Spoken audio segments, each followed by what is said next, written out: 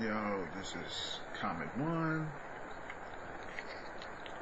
aka Child the Sun, aka Guitar. And right now, you're looking at my laptop that is not working. It's a Dell Inspiron 1521. For some reason, let me see. And it's plugged up. Hit power.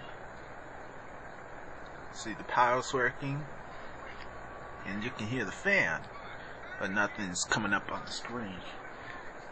So I don't know if there's a problem with the screen, or if I have to